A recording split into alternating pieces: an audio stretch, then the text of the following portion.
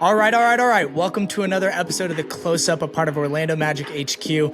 I'm your host, Stephen Cameron, and today we have a really good episode. We got Jason Beede, Orlando Sentinel Magic beat writer. He's with the team pretty much 24/7. And we just get a lot of really good insights on this team. We go deep on the latest injuries on the Orlando Magic with Franz Wagner, Moe Wagner, and Jalen Suggs. We even talk a bit about how Paulo has been integrated back into the team with just 4 games under his belt after missing 10 games.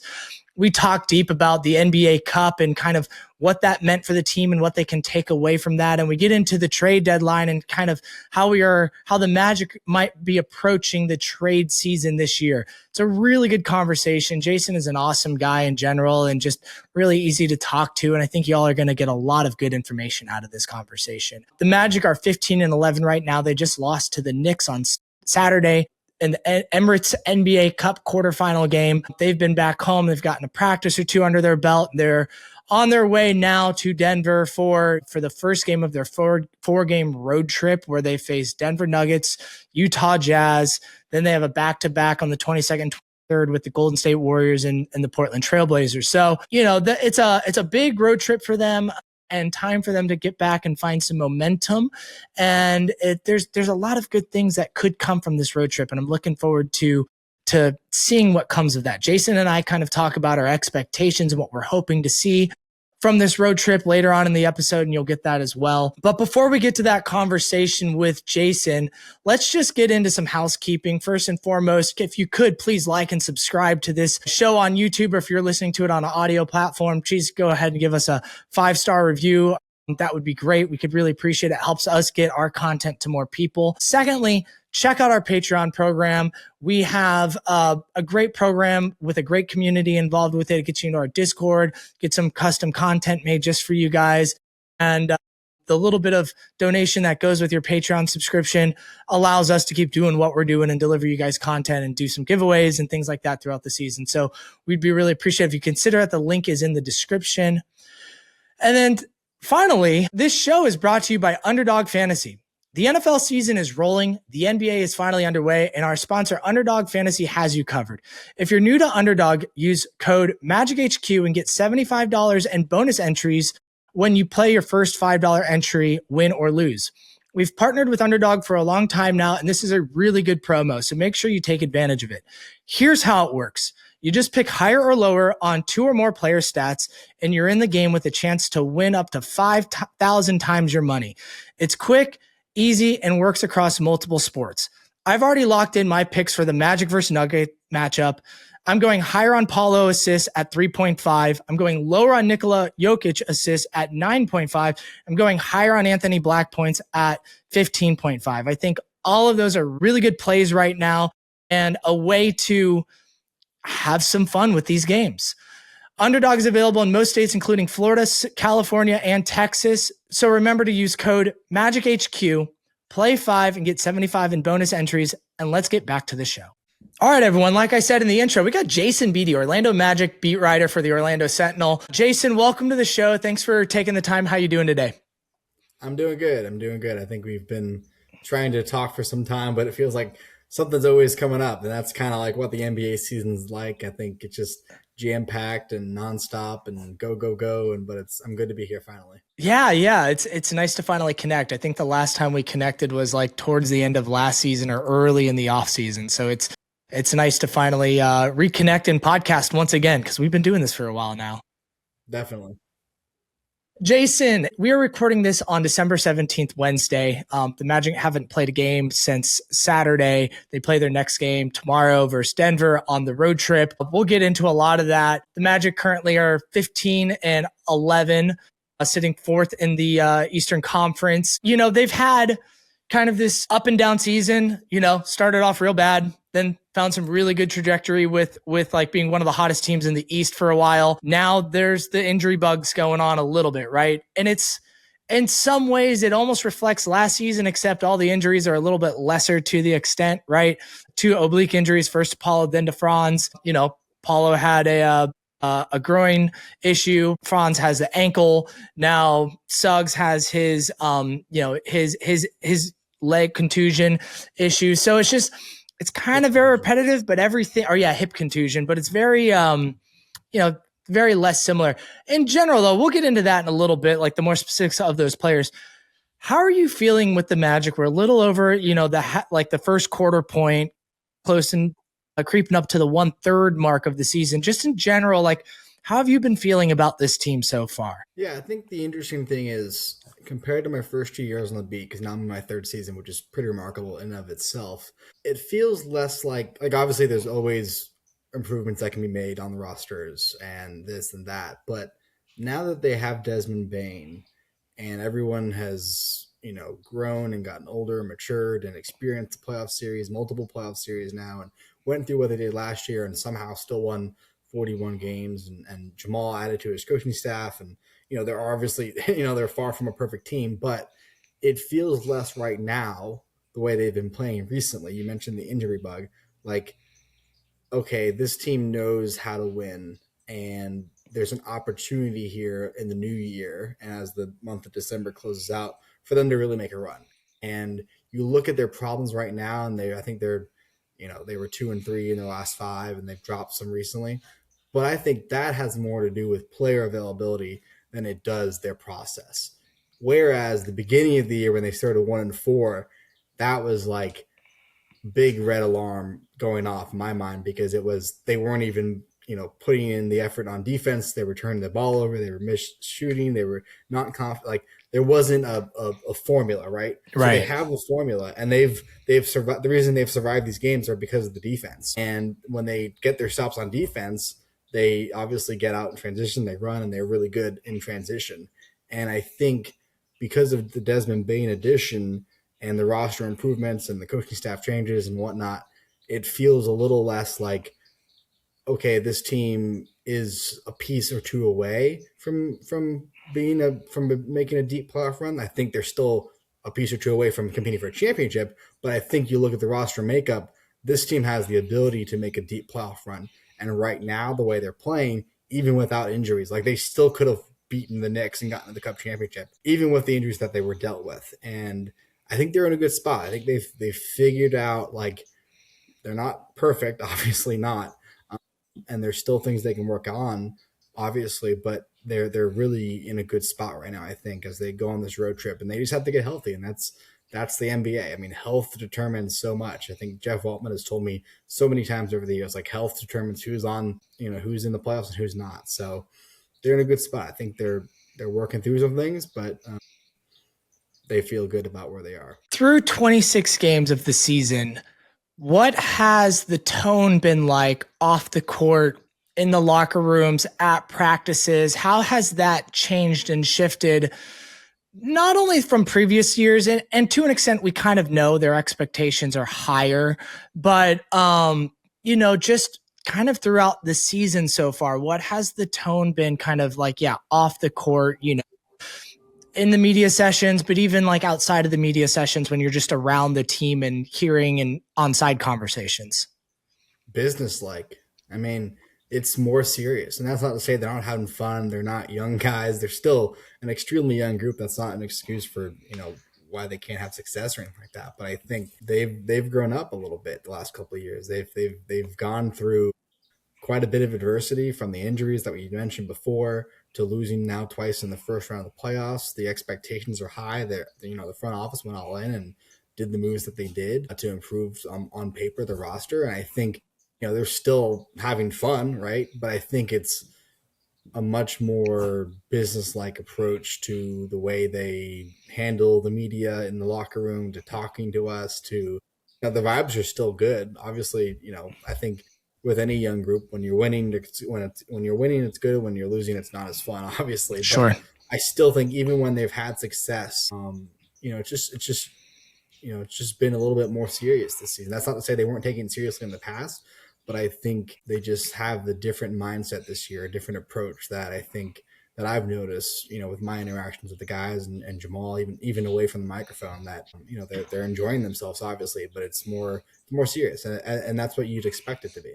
Totally. And, as someone who covers the team from afar and is a fan, since I was a child, it's like when they do make that type of all-in move with Desmond Bain and increase the coaching staff with more experience and support and hear how they talk. You want it to also be a serious tone when they're not just in front of a microphone. It's time to put the big boy pants on. And it's great to hear that that's kind of where they're at, even with the adversity that they've dealt with. And let's talk about that for a minute. So, they are dealing with some adversity. They have multiple players out. They lost Paulo fairly early into the season. He missed 10 games. Now Franz is out with a high ankle sprain.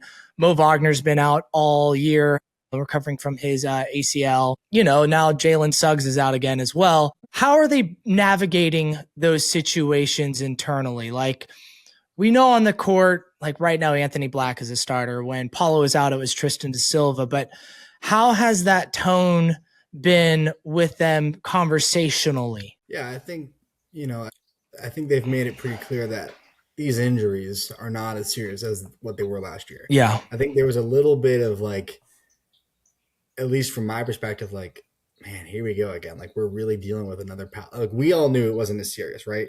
But still to have to go through the process of asking about Paolo, and now to see, Franz in crutches at that Christmas event that I was at last week. And Jalen is, Philip Rossman Wright likes to joke that Jalen's stuck together with glue and popsicle sticks. And, yeah. And he's always seems to be hurt. But they're still finding a way. I think that's the important thing. Like, they have, I think they're missing Moe more than they like to admit. And AB has had his moments and Tristan has had his moments. I think both of them have also not had their moments a little bit here and there. I think I always like to say that, players who start are starters for a reason, and guys who come off the bench are role players for a reason. I think with Tristan, especially towards the end before Paolo came back, like right away, you could see Tristan have that second year leap, and everyone was talking about how great he was, and he was playing really well. He looked extremely confident. And then by the end of that, it was like, okay, it's time for Paolo to come back. And yeah. Nothing against Tristan. It's why he's a role player. It's why he's coming off the bench, and he's an important player. Obviously, it's the same reason why the bench plays really well with AB coming off of it. I know this is obvious stuff, but when you see that responsibility be put in the hands of AB and Tristan, these really young players, I think they take it really seriously. I mean, we were talking with Anthony Black today after practice before the team traveled. Like, I don't expect Jalen to play against Denver, but whenever, however much time Jalen misses, Anthony understands how important his role is. And I think the team has done a good job of reminding AB how good he is when he's aggressive and how important he is and how good of a player he can be for this team. Because you see it. I think what they're figuring out now is how to become more consistently aggressive as a team and not just have it be a light switch. And that's something that Jamal's talked about after some of these losses. Like, it can't just be, oh crap, we're down 10, 12 points, or we need a critical steal right now. Sometimes it can be that, but not all the time. Like, you have to be consistently a good team and consistently aggressive. And I think when that's your identity on the defensive end, it has to come every night. And we're starting to see that as they figure out the rotations of who's in and who's out and whatnot. I think it would help if obviously everyone was healthy and they'd have some more continuity in that area specifically. But I think we've seen much more of a consistent rotation, like, okay, if X, then Z, then Y, and so on. So, they're figuring it out. And I think, they know they can play better and get healthy, and that'll help a lot. Speaking of the bench, Moe Wagner, you've been posting more clips of him getting shots up. You posted him, the other day in practice.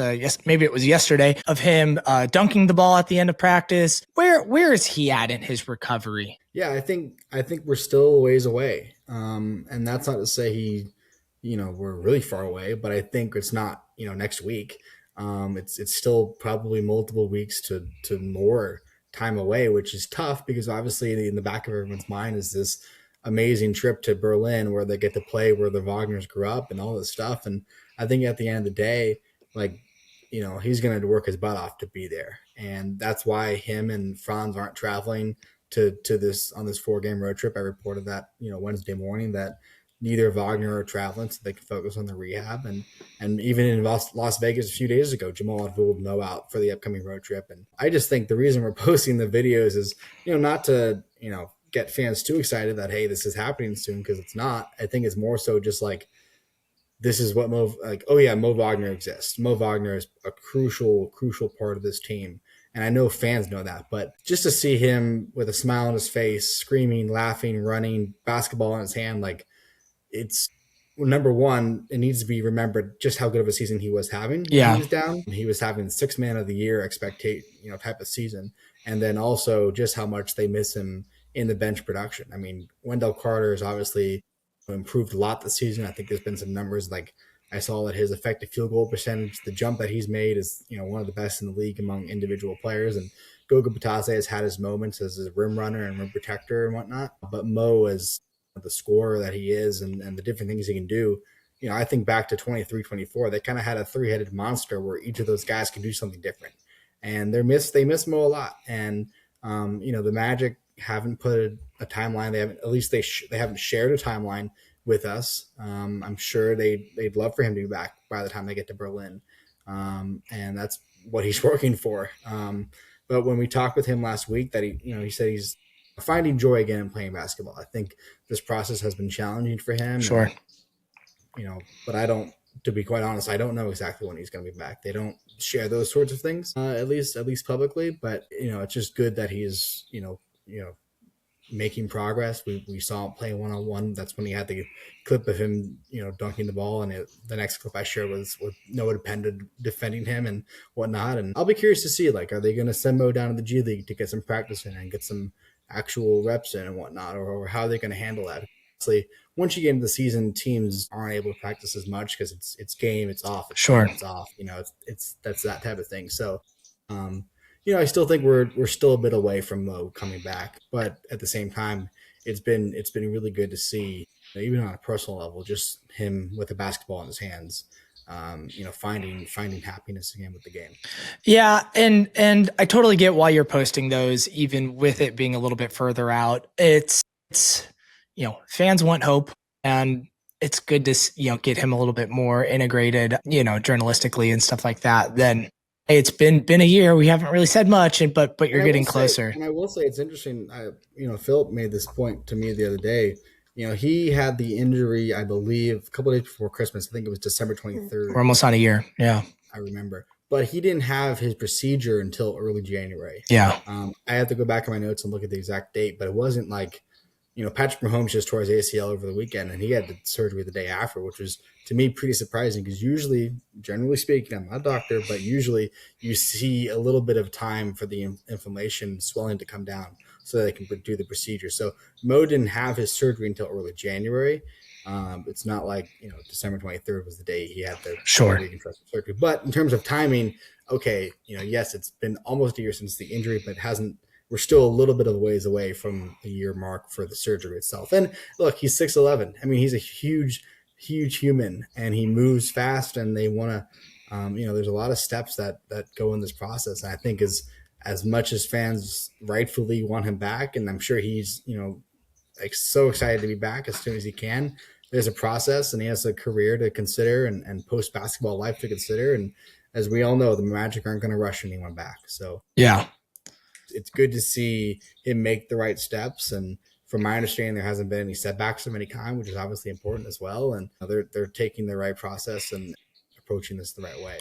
And it seems with an injury that significant, right? When you're gone for that amount of time, that he's going to have different type of checkpoints than his brother with just, I mean, I don't want to simplify it, but a high ankle sprain, right? It's not as serious. We might see him back within a month-ish. Jalen Suggs, he's with the team. He could be back in a week or so, who knows? But it's a drastically different amount of times. I'm assuming like the type of checkpoints Moe Wagner is going to need is to get a couple full practices in where he's in scrimmages, where he's able to do contact more. Like, I doubt it's like, hey, you've watched some film with us. You've maybe done like a couple walkthroughs and we did some minor contact with the coaches and a shoot around and you're good to go. Like he's going to need to take some serious checkpoints to be able to get that. And hopefully like they've done with the past with Jonathan Isaac and Markelle Fultz, they will utilize the G League as a stepping stone to help ramp that up if the team has got a schedule that's not going to allow him to get those steps in with the main club in Yeah, and Orlando. that's something I haven't asked about yet, just because I don't think we're at that point yet. Maybe when we do get closer to that point in a few weeks, or maybe I'll ask about it if that's something, because they have, like you said, they have done that in the past Yeah.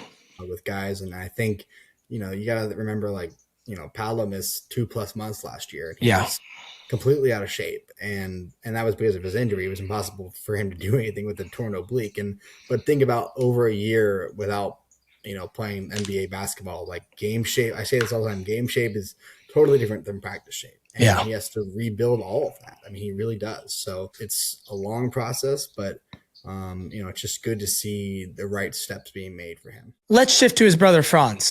And yes, I'm to wrap it up. I'm psyched on Moe getting closer. Hopefully, it would be amazing for him to play in his hometown and in his home country in Germany and with the Berlin game. If that's real, that'd be great. If not, long-term health and availability is more important than a location, in my opinion. But let's talk about his brother Franz. He went down a little over a week ago versus the Knicks in Madison Square Garden. It all looked really bad during the game. He was holding his knee really bad and leaves the game like being helped off the court, couldn't put weight onto his own foot, with his brother and Jace Richardson supporting him there. Shams said 2 to 4 weeks. Magic said depending on recovery. We kind of all know, like, that's how the Magic operate verbally. With Shams kind of reporting 2 to 4 weeks, that kind of made me go do Dr. Google and just kind of like see what that means. That kind of told me that it could be a grade 1 strain, a sprain where, from what I was reading online, that's roughly a 2 to 4 week timeline, which makes sense with Shams reporting. And I feel like Shams in the past, when it's been something worse, like a grade 2, he will announce that, and maybe even teams might announce that more regularly if it's more significant. What are your thoughts around Franz so far? Obviously, like you said, he and Moe are not with the team right now on this 4-game road trip out west. Their time is better spent at home with the medical staff that stays behind to work on their rehabilitation. What are your thoughts there? Like, do you think it's possible that he could be back for the Berlin game? Again, you're not a doctor and the Magic don't say much, but just like, how are you feeling about Franz Wagner and his injury? Yeah, it's interesting. I think, first of all, everyone thought the worst. I mean, it looked bad. I mean, that's the last thing you want to see any player, regardless of their status and who they are for a team and whatnot. I mean, I just, in that moment, I felt really bad for him, because it was like, again, back to Pal, you never know how long these injuries take. Like, here we go again, and I think he would have made the All-Star game last year had he not gotten hurt. And, I'll be curious to see exactly, I know they're doing a different format, the World versus USA and all this, but I think he should, be there. And hopefully he has enough, games to play. I don't think he'll miss that much time. But actually, it's interesting. Franz has only been available once since his injury. I went to a Christmas event that the Wagners put on with some local kids in Orlando, one of their local groups that they support. And Franz, I'll just read exactly what he said that I reported. This is last Wednesday now, December 10th. He said, kind of mixed feelings about the moment he learned that he avoided a major injury, because I think even if you do know in your mind, you can go under MRI and come out and it could be way worse, and vice versa. And he said, quote, super relieved, but at the same time, bummed that I'm going to be out for a couple weeks. Definitely caught a break there a little bit, and I'm blessed that it's just a high ankle sprain. So he himself mentioned a week ago, a couple weeks. So he, I think players always want to play. Players always are, they say they're ready, and they, want to get back on the court as soon as possible. I wouldn't be surprised if it fell in that 3-week period, because, again, it's the Magic, and Sure, you're not going to rush anyone back, let alone, Franz Wagner. And I think, just the biggest thing is that he did avoid a major injury. And I was ready to report that, it wasn't the case, that he, that's what happened. And, for him to go down the way he did, and the results to be what they were, and then Franz to say that, a couple weeks, maybe at that 2-week mark, he gets reevaluated and then starts doing stuff and whatnot. I think it makes sense. I mean, Franz also didn't travel to Vegas. Moe was in Vegas. We saw him working on the court. I posted some video of that as well. Now that Moe is not going, I don't really know what to make of that. Maybe they just want to be together from a mental health perspective, like make sure he's not all alone leading up to Christmas. And sure. and, I think that's pretty reasonable. If you're already ruled out for the games, you might as well stay home at this great facility they have and spend time with your brother. They're we see, we saw Franz, I think, yesterday doing some work in the weight room a little bit, and Jamal said that he hasn't, he stayed back when he stayed back, he wasn't doing any on court work, so it's going to be a little bit longer for sure. I mean, I don't think I don't think it's next week. I think it's still a couple weeks from now, which would put it at 3 weeks, so 3 or 4 weeks total. Which, again, they're not going to rush him back. They're going to make sure it doesn't lag or anything like that. But I just think they're all, obviously pleased that he avoided, anything season ending or Sure. things like that. So that's kind of what my read is on the situation. Yeah. So in summary, he potentially could be back by the end of the month, but he probably has a good shot of at least being available for the Germany game, which would be huge for him, I know. And again, we're putting the Germany game as this high pedestal. And granted, it is just one game. It is just one game. It just means cool. a bit more because it's in his home country. I think, we've seen Franz, last year, Franz bounced back faster than Paolo did sure. from the oblique. And Jamal always says, and it's true, everyone's different. All the injuries are different, and how people react to treatment is different. And that is the case. But we do know Franz tends to bounce back quicker. And I think that's more likely than Moe that he's back in that stance. But it is one of 82, and the goal is to play in May and June. Yeah, for sure. Do you know off the top of your head, is it the same ankle that he sprained a year and a half ago when he was playing for Team Germany? I'd have to go back and look. I don't know off the top of my head. I can't remember, because he recovered from that one pretty quickly too, from my memory. We've seen him bounce back. I mean, we know that he's, German engineering is what they like to say. So I think I'd have to check on that, but I'm not concerned long term. Yeah, that makes sense. Jalen Suggs, he is with the team. He's traveling with the team. That to me tells me that it is more beneficial for him to be in the film review sessions, the coaches' conversations, and doing walkthroughs and shoot-arounds with the team than it is to stay home with the facility. How serious is this hip contusion that he has? What is a hip contusion in the first place for those that might not know? Because that's a very vague term. Right. Contusion is the medical term for a bruise, basically. So I know it's just a bruise. That doesn't, you could get a bruise from bumping your elbow on the door walking out of your apartment. But, we felt like, and I say we, the collective media, we saw him, he was on the ground in the first half. And then in the third quarter, when you watch the film, about halfway through, he got bumped by Karl-Anthony Towns. I'm talking about the semifinal game in Las Vegas. He got bumped and let out a yell.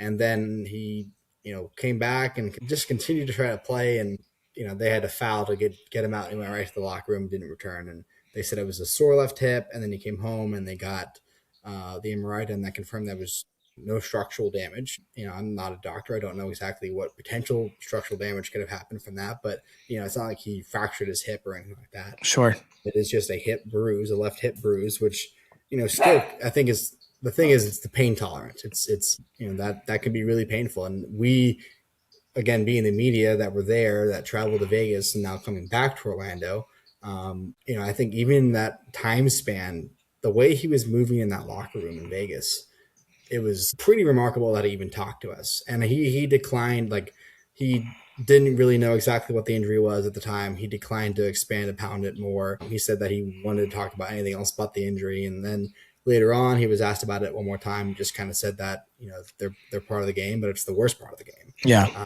And I mean, literally, they had to wheelchair him from the locker room to the bus, not because he couldn't walk, but more so because it was such a long walk that it just didn't make sense for him to go through that because he was moving that slowly. Yeah. He had trouble just sitting there in the locker room. He was clearly in pain. So I think the fact that he talked to us in Vegas after the game, and then I can tell you that when he made his way over to us in practice yesterday being Tuesday, he was still moving slow. I mean, he was still walking slowly, but he was moving better than he was in Vegas. And credit to him, he was pretty down on himself and more reserved than Jalen Suggs typically is. He still talked to us, and he only talked to us for about 4 minutes or so. Usually, Jalen talks to us for 40 minutes. Sometimes it feels like he's pretty introspective, as I've said before. So, I don't expect him to play in Denver. And then you look at the rest of the trip, maybe he plays 2 of those games. And I know they have that back-to-back at the end of the trip, and there was some reporting that had been done that,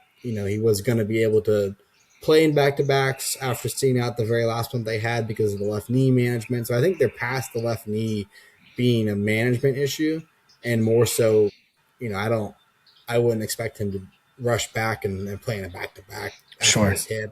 And his groin was bothering him before. I mean, he missed a game because of a groin injury before. And he was he was struggling to be on the court in that game before he eventually came out. He's been banged up for a few weeks Yeah, I now. mean He he's been plays banged so up. I mean, he's a physical. warrior. I mean, he's been playing through some stuff, and I think now it's just like it got to a point where he couldn't even like walk on his Yeah. own for without any pain.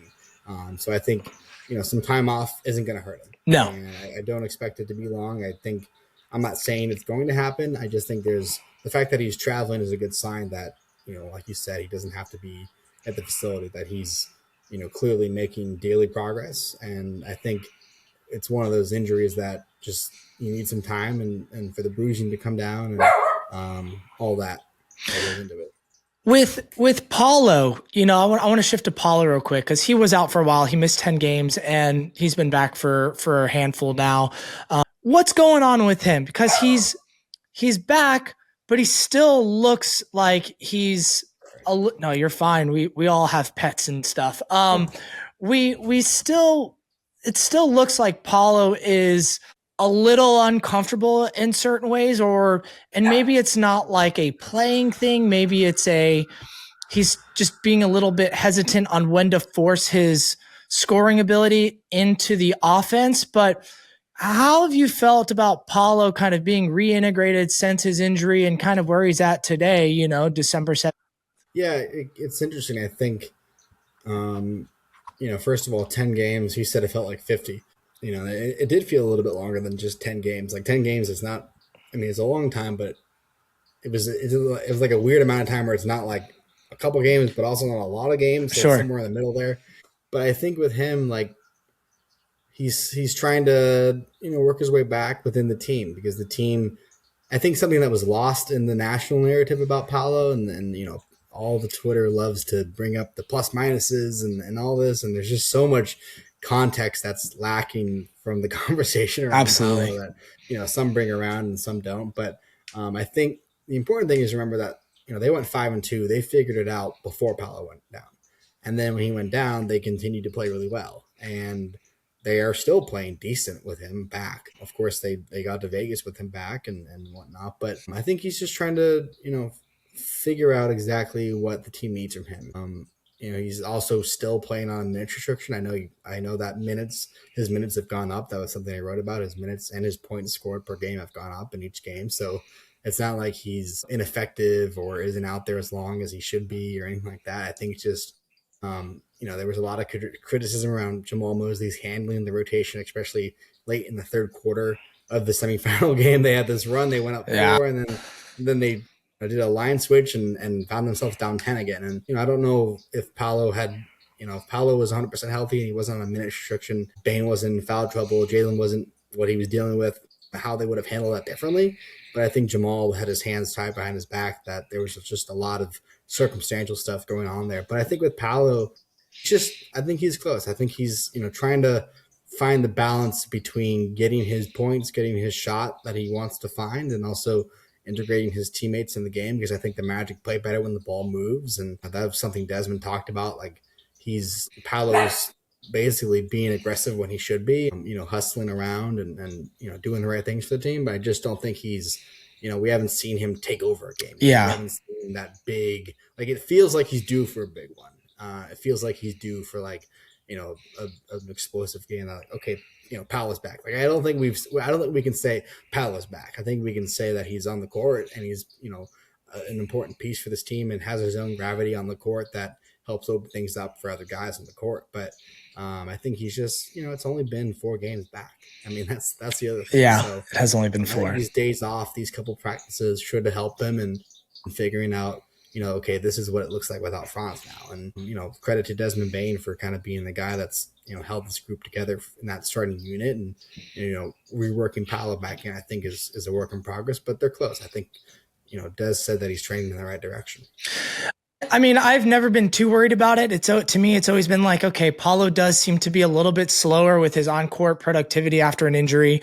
It took him a while to ramp up from It did the last year. oblique injury. A groin is, that's a very uncomfortable injury as well. If anyone's ever had that injury, it's like it's not fun. I think it's probably exactly what you're saying. It's a balance of trying to know when to get to his shots and know when to keep the ball moving, and he's trying to probably be really thoughtful of that approach right now as he gets back. And you're right, minutes restrictions don't help players find their flow, and it's only been 4 games, so let's And see. he said it himself in Vegas, like he's just now gotten past the point of thinking about the groin injury. Yeah. Like he's no longer like we haven't seen a full game yet where he's like, I can just play basketball. I don't have to think about certain movements or like even if they weren't worried about him re-injuring it, like I think just in the back of your mind, you know what happened to get injured, and now you try and avoid that. I think he's now more confident about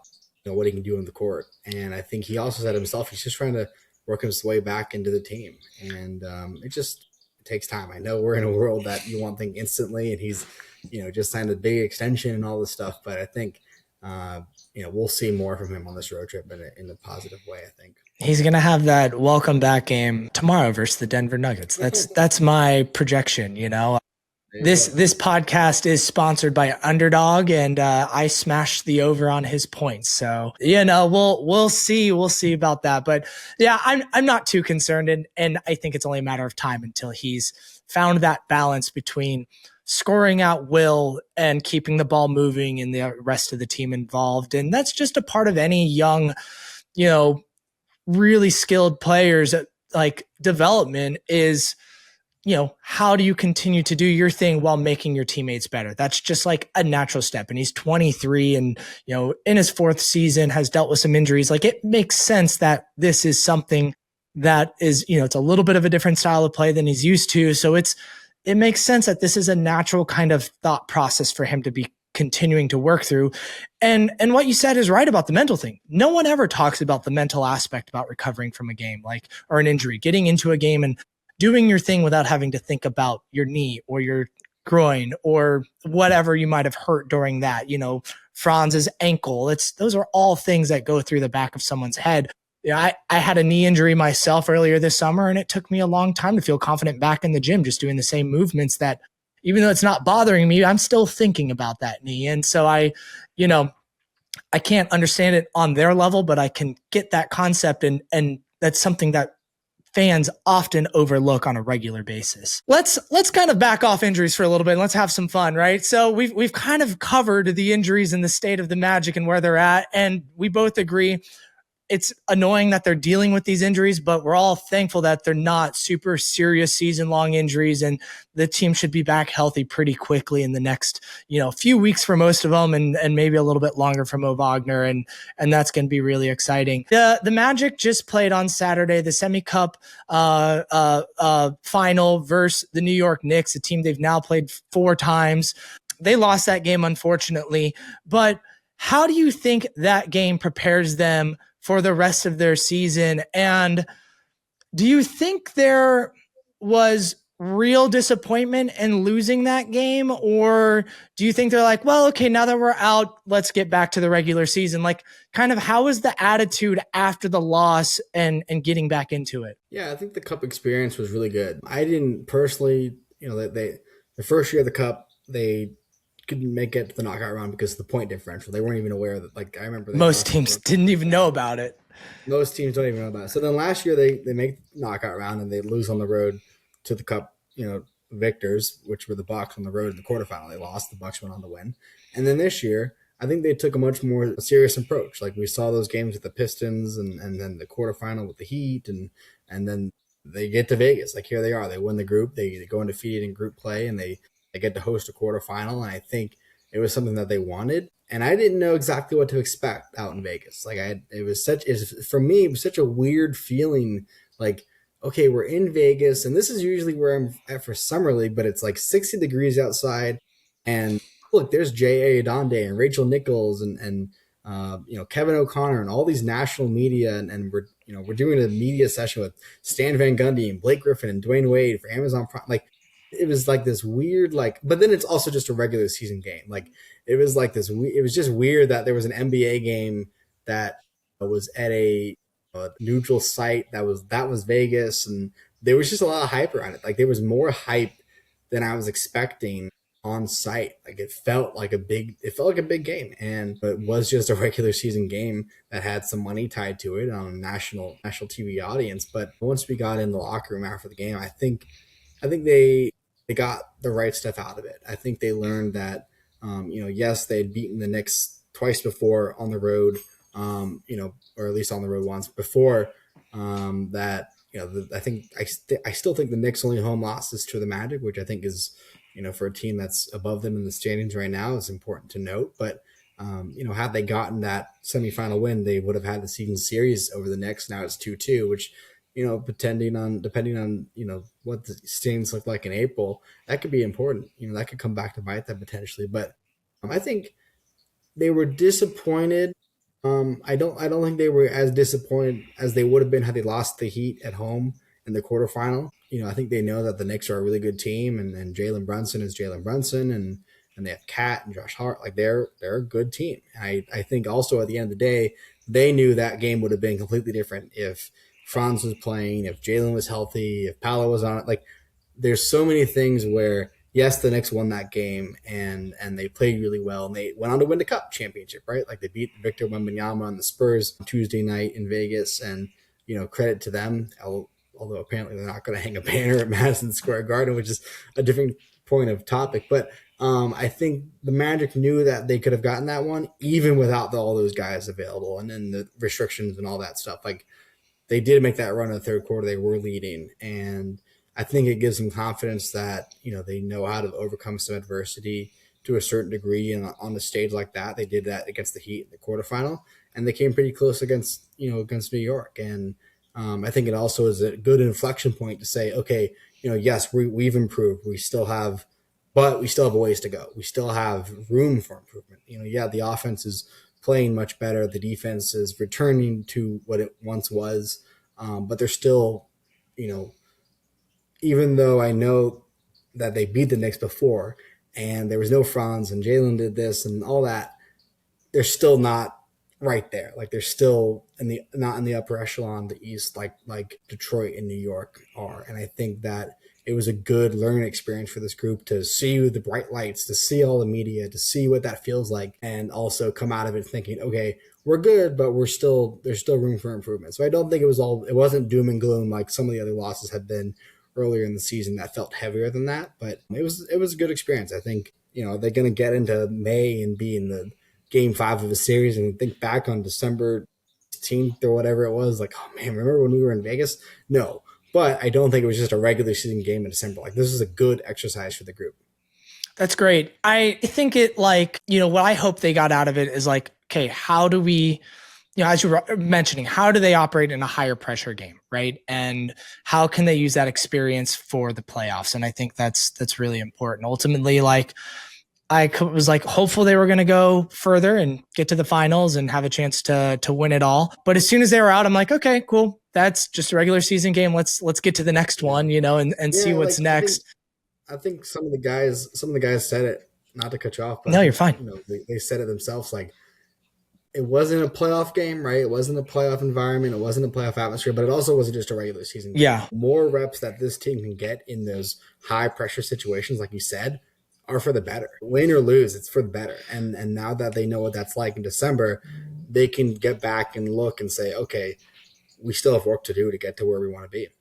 What do you think coach and the staff take away from a moment? Like we spent a lot of time talking about the players' mindsets and how they can operate in that kind of environment, but how do you think coach is operating now? Like, do you think he's looking back at that third quarter rotation, been like, how could I have done things differently given the circumstances and still been able to protect that lead or not get down in that situation? Does coach ever talk about learnings from something like that? Yeah, absolutely. And I think even going back to, a couple of years ago when they lost to Cleveland and lost to Boston in the playoffs, he evaluates everything. I think Jamal has talked about that in the past. Like when they go through situations like that, they evaluate everything. It's why they added Joe Prunty and God Sham God to the coaching staff. And I think, I think the context of what happened in that third quarter, I'm not making excuses. It's just the reality was they didn't have Franz. Bane was in foul trouble. Jalen was hobbling, and Paolo was on a minute restriction. I think there were some things that maybe you could have done better to avoid yourself in that situation. Like there's not much to do once you're in that situation, right? Maybe he could have gone to Jace sooner. Like, it seems like every time Jace touches the floor, it's a spark, it's a moment, and I'll be curious to see how long Jalen's out, if this is an opportunity for Jace to see the court and what that looks like. But maybe there's some things he could have done better that would have avoided that situation in the first place, right? Sure. Maybe he'll back Paolo a little bit, or get Jalen off the court sooner, or whatever it was, and make sure Dez understands, like, you can't get yourself in foul trouble given what we're dealing with right now, especially without Franz. So Yeah. I think absolutely those are all things that Jamal reviews. And, I think we've seen improvement from Jamal himself. Like, there have been some timeouts. He's not perfect yet on that type of stuff, but one of the criticisms that I've noticed is, the timeout situation. Sometimes he would let teams go on a 10, 12, 14 point run as opposed to a 7 or 8 point run, and he's gotten better with timeouts this season. So that's an area of growth for him. I think, having Joe Prunty on the staff has been great, and you can see in players like Anthony Black and players that like him that, the God Sham God has helped a lot. Yeah, he's been huge. So I think every win or lose, I think Moe Wagner said this in the past. He doesn't need to lose to learn something. So I think win or lose, they're always constantly reviewing and adapting. And I think at the same time they're trying to find that to be consistent and stick with their process, which sometimes it works, sometimes it doesn't. But I think certainly they do talk about that as a staff, and just the same way the players review film about what to do in certain situations. Looking ahead, they are, I think today, traveling to Denver. Hopefully they use their atmospheric chamber to help them prepare for the altitude change. They are going from floor to sea level to the Mile High City in Denver. It's a 4-game road trip, one of their big ones of the year. Thursday the 18th at Denver, 20th Salt Lake City, Utah. Again, another city in altitude, so hopefully, again, a little bit more adjusted there. Then they go to Golden State on the 22nd with a back-to-back in Portland on the 23rd. Funny enough, I used to live in Golden State. I now live in Portland, and I'm going to be in Orlando on the 23rd, so I'm not going to be able to see them at either of the spots that I normally would. As you look at this 4-game road trip, what are some things that you are looking out for specifically with this Magic team? Yeah, I think number one, some of it depends on who's available and whatnot, but I think being able to correct what has gone wrong recently, that's been the little details, right? It's been the offensive rebounding. It's been rebounding in general. I think they've gotten better at limiting turnovers. They've seemed to hit a wall a little bit. They're not getting to the line as much. I think they became a little bit reliant on that offensively, but I think they're playing good basketball against good teams. And I think the biggest thing is, I know they're playing the Nuggets next, but the schedule really opens up here, like against team, like they've played, I believe, I don't know exactly how it's shifted over the past couple of days, but for, I think going into the semifinal, they play like the most teams above 500 in the East, and maybe even in the league. I know it was the most in the East for sure. And they have a lot of teams coming up, not just this road trip, but even further into January. Like, there's an opportunity for this team as they get healthy to really make a run and find stringing wins together easy against some of these teams. I know it's the NBA, and we've seen the Magic struggle. Like, I think back to playing Brooklyn in the Cup game that was way closer than it had to be. So, they still have to come out and perform. But I think for me, I think it's watching them not only do what they want to do in the court, that's get defensive stops, that's, avoid turnovers, shooting at a higher clip from three, and getting downhill and getting to the free throw line and finding their bread and butter. It's doing all that a lot cleaner. I think they've gotten a little bit away from being as sharp as they once were. We've seen like some slow starts happen, and we've seen some mental lapses happen. I think getting back in the gym, as much as they would have liked to go to Vegas or stay in Vegas a little bit longer, getting back in the gym and having some practice time and reevaluating where they are, I think on paper should be helpful for them. And I think, figuring out how to, jumpstart things a little bit faster is really important for this group. And just getting back to the basics and the fundamentals and remembering how all the little things add up to success. I know some of that's coach speaks, but I think it's so true. You look at some of the issues that they've had, it's just like there's, the Magic play bad when the energy's not high. Yeah. And, okay, how do you find the right energy from the jump? And that's the key that I want to see them come out with.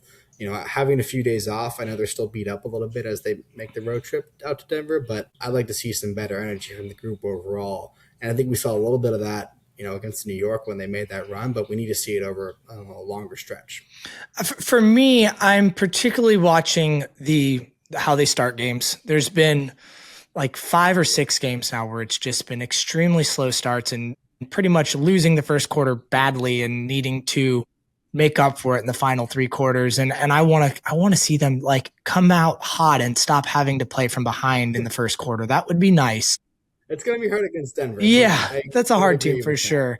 Yeah, I would agree with that. And then, I want to see Paulo continue to get more confident in himself on the court and kind of find his flow a bit more regularly. And, Anthony Black and some of the role players, Tristan da Silva kind of find a bit more consistency in their games. That's kind of like some of the things I'm looking for, as well as, what you were mentioning, all great points, rebounding, limiting turnovers, getting to the free throw line, things like that. And so, hopefully we'll see a nice turn, because even leading up to the semifinal game in Vegas, they had a few days off then too. So they've had some time to work through some things, get a couple practices under their belt, let their bodies rest and heal a little bit. And hopefully that will lead to a really nice, successful road trip to kind of, start to close out December and getting into January, where you're right, the schedule does open up. We're talking about, the 2 overseas games. They're both against the Grizzlies. Those should be very obtainable wins for the Magic. So they play the Pacers twice. Yeah. Like they have the Wizards coming up. Like there's winnable games where they can, really get to string in some games together. Yeah. I just always worry sometimes when they play these weaker teams that they play down to their opponents, and because they've done that in the past.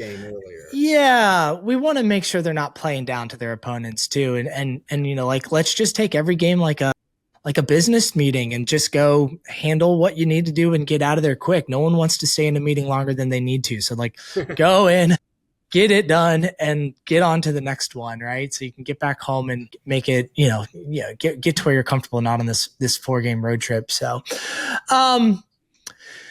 Jason, before we kind of wrap things up, I got a couple more things real quick for you.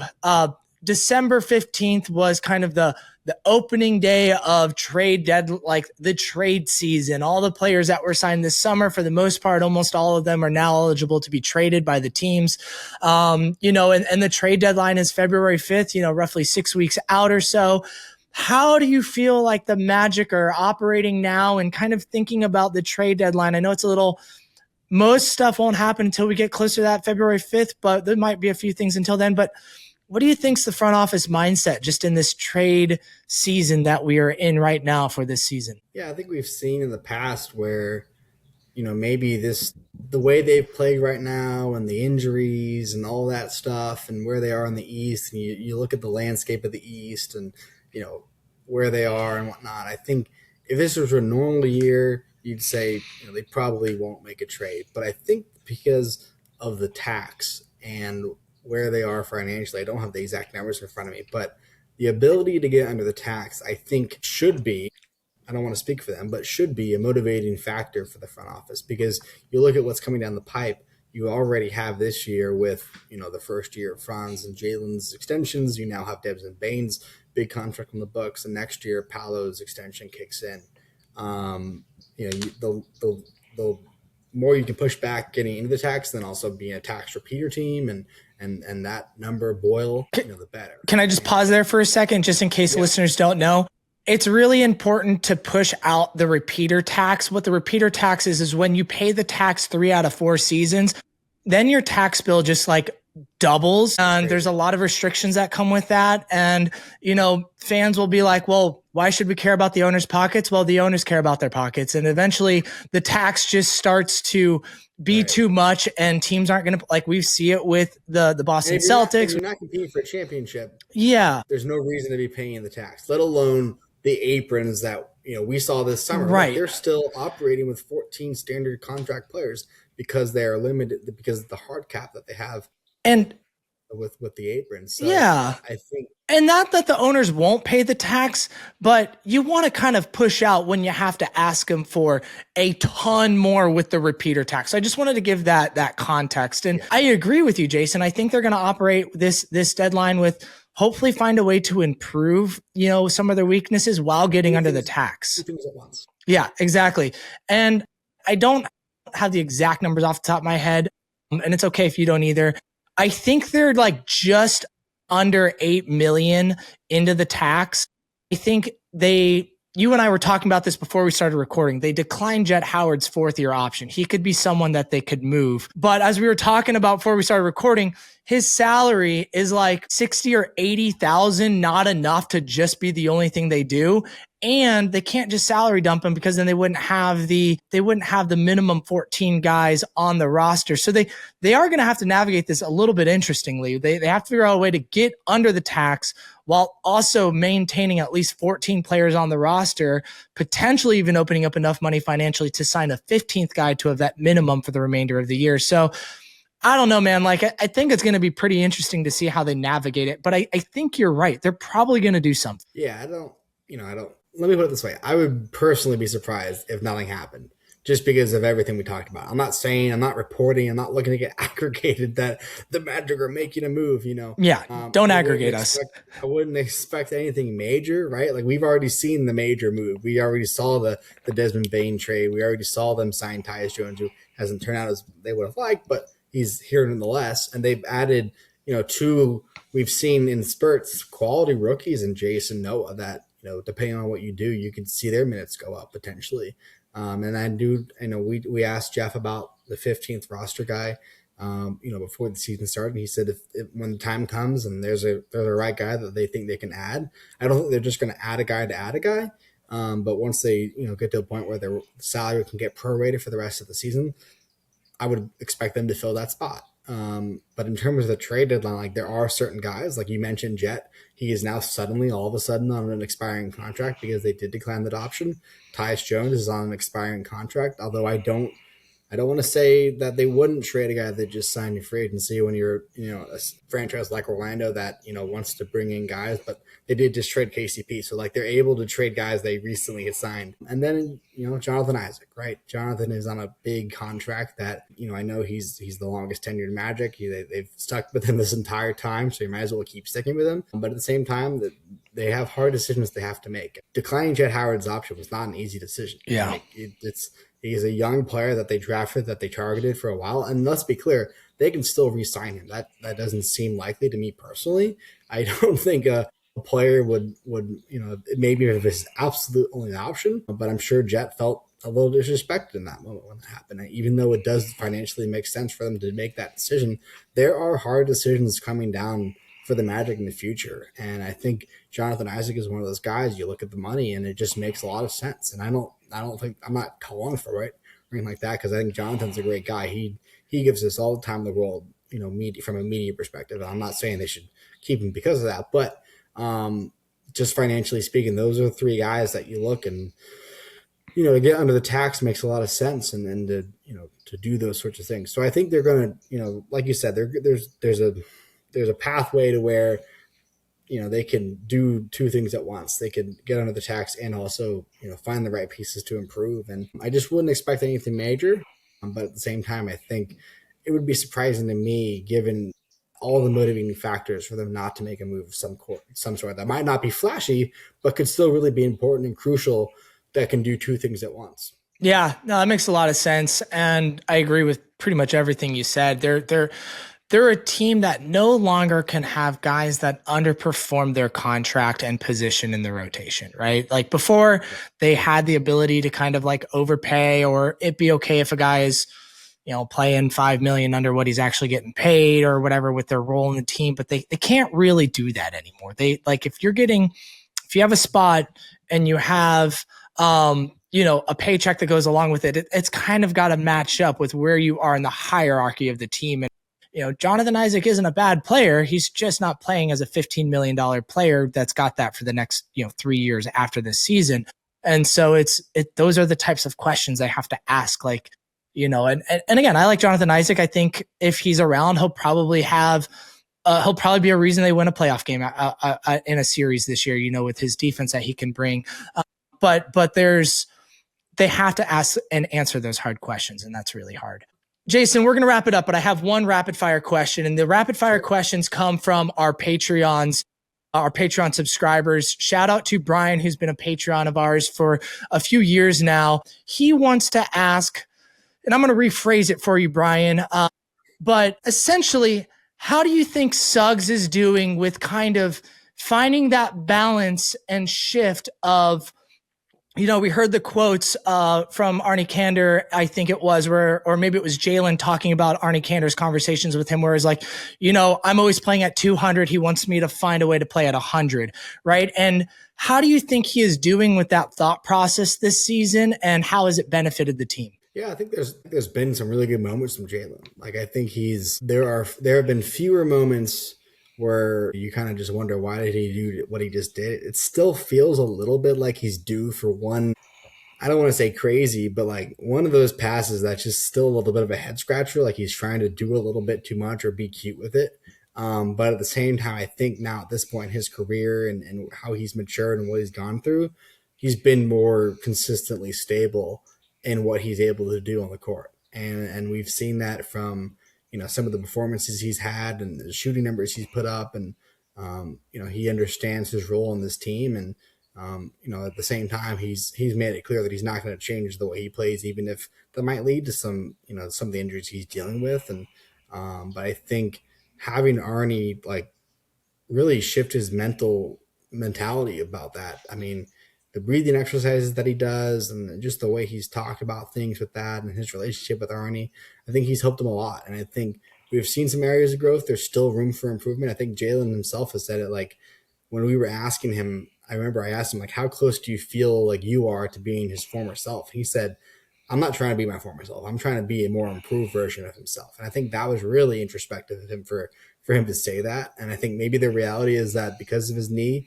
and just his overall body where it is, he can't be the player he once was. But at the same time, I think he can still be, an all defensive guard, important piece of this roster. So I think he's come a long way. And I think it's been impressive to watch him just grow up and understand, he has to be on the court for them to be successful. Yeah. And we still see, like I said, we still see some of those cute little passes that he tries, maybe looking the other way or whatever it might be. But he certainly has come a long way from my perspective, just dealing with him and talking with him over the years. Yeah, I'm looking forward to him continuing to find that balance. I think he has made some steps there for sure.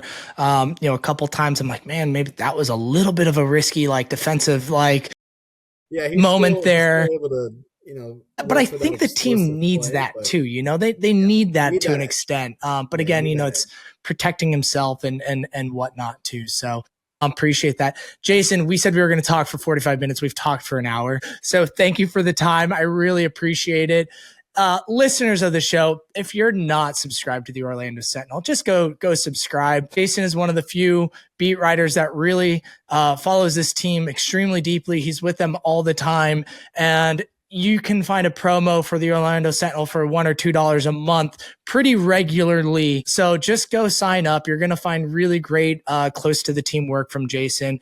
And Jason, let them all know where they can find you on socials and what you got going on.